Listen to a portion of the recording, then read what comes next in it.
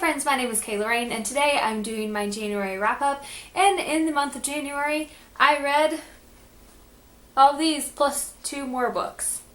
So this might be a long video. So in the month of January, I read a total of 12 books, and I kind of debated as to whether I wanted to do a 2-part video or just cram it all into one, and I decided that I just wanted to put it all into one video, and I am just going to tell you the name, the author of the book, and my rating, what I thought about it. I'm not really going to give a synopsis, but I will leave links in the down bar below for the Goodreads pages, so if you are interested, you can check out the synopsis, and they're much better at it than I am anyway, so it's a win-win. So the first book that I read in the month of January was Vincis Tiger by L.M. Elliott. I ended up giving this a 5 out of 5 stars, and I just really loved the writing in this book. I liked the storyline, the characters were really amazing too, and just the way that L.M. Elliott wove together fact and fiction was really, really fantastic, because some parts of this book are things that actually happened, and then some of it's fictional, and I just loved those different aspects, the feminist undertones, the artistic moments, and just the political intrigue that was in this book. And I think for those people who really, really enjoy adult historical fiction, they can still love this book even though it is YA historical fiction. The next book that I picked up was Soundless by Rochelle Mead, and I did this as an impromptu buddy read with Alexis over at Shelf Life Extension. I actually misplaced my copy somewhere, so I will just insert a graphic here. And I ended up giving this a 2 out of 5 stars. I did not enjoy this very much. I know that Alexis enjoyed it a little bit more than I did. I just found that the world building was quite flimsy for me, and there was a very big disconnect between most of the story and then the ending. I didn't feel very attached to the characters, and I just felt like some of the situations that they were in felt just very forced. It didn't feel like a very natural storyline, and I realized that this is a fantasy book, so some of these things sound really ridiculous, but that was just the way I felt when I was reading it. I just couldn't sink into the story and suspend my disbelief. I wasn't a big fan. So if you have a recommendation for another Rochelle Mead book or series, I know of her Vampire Academy series, and I think it's the Succubus Blue series. Go ahead and leave that in the comment section below if you think I should give Rochelle Mead another shot, because I don't want to completely write off all of her books based on this one. The next book that I picked up was Cinder by Marissa Meyer, and I ended up giving this a 3.5 out of 5 stars. It didn't quite get 4 stars because I found that some of the plot line was pretty predictable, but I absolutely loved the characters and the world in this book. It was just so fun. I especially love Aiko. She is amazing. She is just one of my favorite characters, I think, ever. But I really enjoyed this, and I think that this was a really great setup novel, and I'm very much looking forward to seeing where the rest of the series goes, based on the world that was built in here and the characters that we got introduced to, because to my understanding they resurface in different parts of the series. Maybe not until the end, but we still get to have a nice little conclusion for the ending of this book that did not have a very nice conclusion. I did get another buddy read. This one was with Michelle over at Michelle's Life, and I buddy read Wolf by Ryan Groudon with her. I ended up giving this a 4 out of 5 stars. I really, really enjoyed this book. I felt like some of the historical context was very well researched, even though this is an alternate historical fiction. The parts that were historically accurate seemed like they were very well researched and put together. The characters were really amazing. The plot line was really nice. I felt like the pacing was really fantastic in this book, and the elements that talked about the Nazi death camps, the concentration camps, I felt were done very respectfully and were not done in a way that was just dramatic and unneeded. And this book didn't at all sympathize with that particular movement, and that is something that when I read a book about World War II, that is like a huge judging point for me. If someone tries to alter history to be like, oh, the good Nazi soldier, not a big fan of that, because that isn't something that really happened. So I was just very glad that Ryan Groudon stuck true to historical points that were important to stick true to, and then kind of added her own spin on the alternate historical fiction part of this book. And then I read Star-Cursed and Sister's Fate, both by Jessica Spotswood. This is the second book in the Cahill Witch Chronicles, and this is the conclusion in the Cahill Witch Chronicles, and I gave both of these 5 out of 5 stars because they were freaking amazing. I absolutely love the world in this book series, well, book trilogy. I love the characters. I love the love story. I get along with Jessica Spotswood's writing so well. There's just something so gorgeous and beautiful about it to me that I really sink in. I feel what the characters are feeling. I want what the characters want. I just loved immersing myself in this world, and that's why these definitely got 5 out of 5 stars for me, because I felt so immersed, felt so attached, and I loved this trilogy as a whole. I do have a full spoiler-free trilogy review. I will link that if you would like to check it out, and I highly recommend reading this trilogy because, oh, it was amazing, guys. After that, I picked up George by Alex Gino, and I ended up giving this a 4 out of 5 stars. The only reason it didn't get a full 5 stars is I felt like the writing was very simplistic, so that was something that I just couldn't really dive into and appreciate, but the story that this book tells is so wonderful.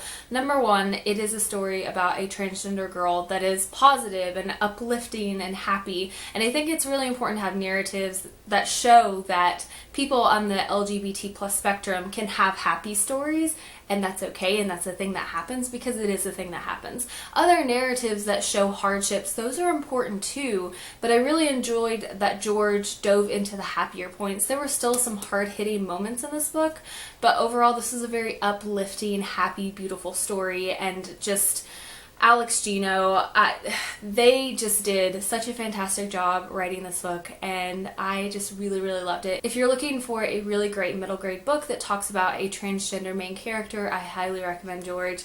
This was just such a sweet, wonderful story. The next book that I picked up was This Is Where It Ends by Marika Nieschamp. I hope I'm getting that name right. This was an ebook edition that I read, so I will insert the graphic here, and I ended up giving this a 3 out of 5 stars because I felt like it was very middle of the road for me. There were some things in it that worked really well, and then some things in it that I just didn't enjoy that much. So I want to start with the good, because the good is so good. Man, I'm practically a wordsmith here describing this, but I loved the diversity in the cast of characters. There is a female-female relationship that is right out front in the open. There are persons of color that are main characters, and there's a discussion on how they're treated differently because of their skin color or their culture or beliefs, and the discussion that this book had on those was so important and just so wonderfully woven into the rest of the book that it just felt very natural to have that discussion in there, and that was such a strong point of the book for me. However, the dialogue in the book felt very strange to me. There was a pretty big disconnect between the internal dialogue and the external dialogue, and the main protagonist, or sorry, main antagonist, had lines kind of like a bad movie villain, and that was kind of annoying because it didn't feel genuine, and it just felt like it just wasn't great writing in that aspect, and I just felt like some of the character portrayals were very strange and just didn't seem to flow very well, so I kind of took off some points there. However, if you're looking for a book with a really diverse cast of characters that has those important discussions, I think this is definitely one that you should check out. Even if it ends up being a middle-of-the-road book for you, I think that it is still worth taking the time to read. After that, I picked up the Silver Linings Playbook by Matthew Quick, and this was a reread for me. I picked this up because I've heard a lot of commentary on how it is not a very good book to discuss mental illness, and I thought I had to revisit that. I still ended up giving this a 5 out of 5 stars, and I think that has a really great discussion on many different fronts. One of them is the discussion of therapy in regards to mental illness, and I am so judgy of books that tote being a really great book about mental illness and mental health and all that stuff that don't include any type of therapy or treatment. I realize that treatment is going to be very different for every single person, but it is such a huge part of recovery. And treatment is sometimes treated as like a dirty word, and it's not. And I love that this book discussed that in such a positive way, and it even showed some of the hardships of treatment and how not all of them work for everyone, and that was just a fantastic point, and I just loved seeing Pat's point of view on that. And also the discussion of the relationship with medication. That was super important. I felt like it was such a truthful discussion. And like I said again, I'm very judgy about my books that portray mental illness. I want them to do it well, and I want them to do it for everyone, not just for people who don't have a mental illness. I want it to be a great discussion for those who do, so they can feel like they have something relatable and some representation. A plus side is how the people are treated. I'm probably just going to get in such a long discussion about this, so I'm sorry, just hear me out. I only have 3 more books after this and then we'll be done. But I really, really liked how this book discussed how others perceive those with mental illness. For example, there was a point in this book when someone said, you know, she's crazy, and Pat's like, but I'm crazy too, right? And they're like, oh, no. We like you, we know you, so you can't be crazy. And it's just like, ugh, the labels we put on people and how we perceive them if we hear a diagnosis. That's why having a diagnosis can be such a powerful or negative thing, or both at the same time. So I'm just getting off on a tangent now. I love this book. I love the discussions that are in this book. I love this book. I love this movie. I love the discussions in this, and I will probably forever give this a 5 out of 5 stars because it's fantastic. Finally, moving on, I did another buddy read. I buddy read The Walled City by Ryan Groudon with Rebecca over at Why Mermaids. Obviously, I was digging some Ryan Groudon this month, and I enjoyed this a little bit more than I enjoyed Wolf by Wolf. This was really, really fantastic. As a standalone, I felt like the conclusion was really great. The pacing was a little awkward for me in the beginning because there are 3 main characters.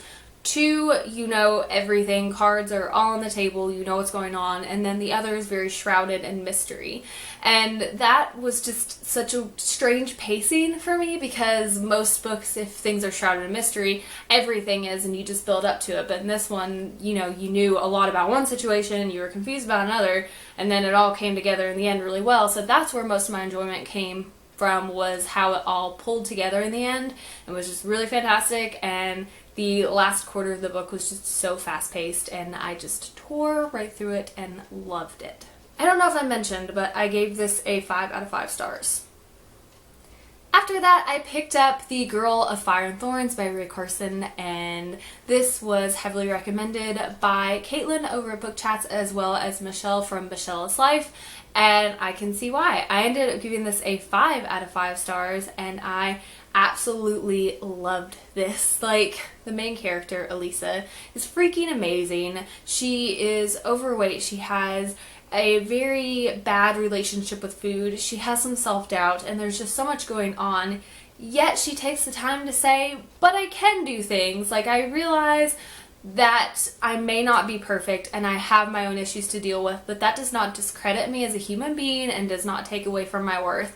And this book was so great. The character development in this was fantastic. I just could not get enough, and the Hispanic influences on this world was just so stunning the way it played out. It was an influence on everything, from the names to the people to the culture to the food to the religion. Everything was in there, and every single person in this book was a person of color, and that was really, really awesome for me, because I find that in fantasy that has representation, it's usually like, here's your token diverse character, but come look at the white character again. Hurry, quick over here. This is our main character. Pay attention to them. Not with this book. They were all persons of color. There was a very heavy Hispanic influence in here that was just very apparent and done so beautifully, and I love this book. If I didn't already say, I gave this a 5 out of 5 stars, and I loved it. And finally, I read Where'd You Go, Bernadette by Maria Semple, and I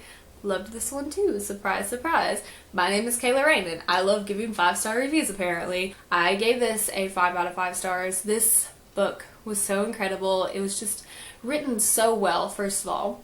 the characters are just incredibly dysfunctional, and their relationships with other people are just incredibly dysfunctional in a way that just makes you really want to read more and know what happens. And I loved the commentary on society and electronics and family and friends and school and mental illness. Everything in here is just very satirical and well thought out and just intelligently written. There were times when I was just absolutely laughing and times when I was crying, and I just really love this book, and it was incredible. So if you want just a really well written adult contemporary, I guess you could call this, read it. This is my only adult book in this month, and might be my only adult book of the year, but I don't know, it was good. 5 out of 5 stars. I was happy with it. So that is it for my wrap up. I read some really great books this month, and I'm super happy to kind of get a head start because February, it's cookie time. I'm a Girl Scout leader and it is cookie time. As this video is going up, I am probably putting in cookie orders for thousands of cases of cookies that will soon line the walls of my house until the end of March. So I needed to get ahead of my reading in January to make up for the loss of reading that is going to happen in February and probably March as well. Yeah. So that's it. That's all I've got. I will link all of the channels in the down bar below that I mentioned. You should definitely check out Michelle, Alexis, Rebecca, and Caitlin. They are all really fantastic, incredible people. I love their channels and I love them and they're awesome, and you should definitely check them out. That's all I've got. I think I've said that a million times, so I'm gonna go ahead and end the video here before I just do something super awkward. As always, thank you so much for watching. Stay weird.